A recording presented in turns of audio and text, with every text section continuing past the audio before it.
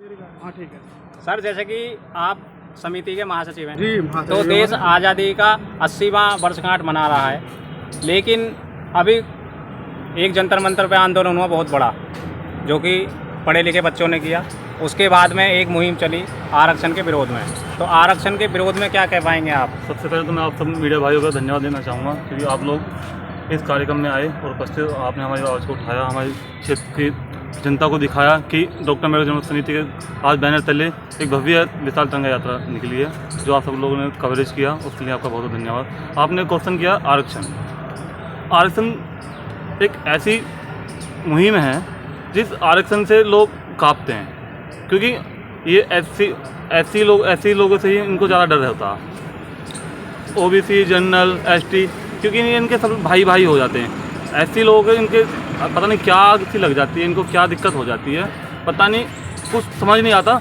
ऐसे में अगर आरक्षण की बात करते हैं ये लोग, आप सबको समान बराबर रखें, जाति भेद में ना बांटें। आप जब देखें कि ऐसी वर्ग क्या कर लेता, सबको समान बराबर होना चाहिए। नहीं, आरक्षण की बात वो कहते हैं कि भाई जो आर्थिक मतलब कमजोर है आर्थिक स्थिति से, उस आधार पर आरक्षण होना चाहिए। उन लोगों की ये सोच है, जो गरीब है उसके लिए होना चाहिए। ये तो जो ना इनकी बहुत बड़ी चाल है, आपने दबे कुचले समाज को गुमराह करने वाली।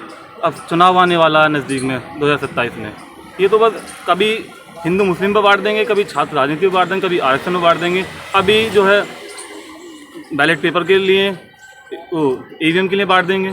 नहीं, इन तरह के मुद्दों लाके ये समाज के ऊपर छोड़ देते हैं। ये कभी भी कुछ नहीं कर पाते। आप छात्र आंदोलन देख लीजिएगा, 28 दिन आंदोलन चला, छात्रों इतने लगातार मजबूती से डटे रहे, फिर भी उनकी सुनने के लिए तैयार नहीं था। जब 20 तारीख का आंदोलन हुआ, उसके बाद छात्रों की आवाज़ मानी गई। जी। अच्छा, ये बताओ, ये जंतर मंतर पर आंदोलन हुआ कांग्रेस जनता पार्टी का, और इन्होंने बाबा साहब की फ़ोटो भी लगाई थी।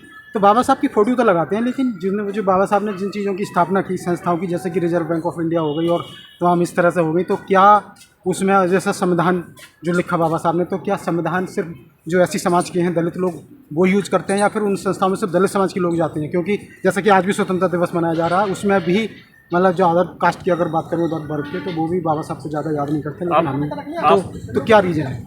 आप जो है कांग्रेस जनता पार्टी के आंदोलन की बात कर रहे हैं, छात्रों के आंदोलन की बात।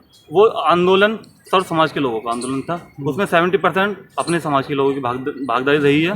बट संविधान को मान के ही वो आंदोलन को हमने जीता है। उसमें उस आंदोलन में लगातार मैं भी पिछले काफ़ी लंबे समय से लगातार रहा हूँ। मैंने भी खुद की निजी से 2 से 3 लाख रुपये वहाँ राहत सामग्री लोगों को पहुँचाई है। कभी वेज बिरयानी पुलाव, कभी कुछ 10 के बार मैंने वहाँ पहुँचाया। तो ये सब छात्र आंदोलन जो हुआ ना, ये सब हर समाज के लोगों से हुआ, क्योंकि हर समाज में छात्र हैं। जैसे अभी आपने बताया कि जंतर मंतर पर 70% हमारा समाज था, क्या अन्य लोग इस समाज के लिए अत्याचार के लिए साथ आएंगे? जैसे जंतर मंतर पर एकत्रित हुए, क्या आपको उम्मीद है उन लोगों से? कभी नहीं आएंगे, क्योंकि ऐसी जो समाज है, ऐसी जो अपना दबाव जो समाज है, वो अपने ही हक की लड़ाई को खुद लड़ने के लिए मजबूत है। हर चीज़ से मजबूत है, पढ़ा भी लिखा वर्ग है, सब चीज़ से मजबूत है। क्या ये लड़ाई एससी समाज की थी? नहीं। तो उन्होंने इस आंदोलन में चढ़ बढ़ के हिस्सा लिया, क्यों? क्योंकि उन्होंने बाबा साहब के मिशन मूवमेंट को आगे बढ़ाने का काम किया, संविधान को मान के उन्होंने आंदोलन किया।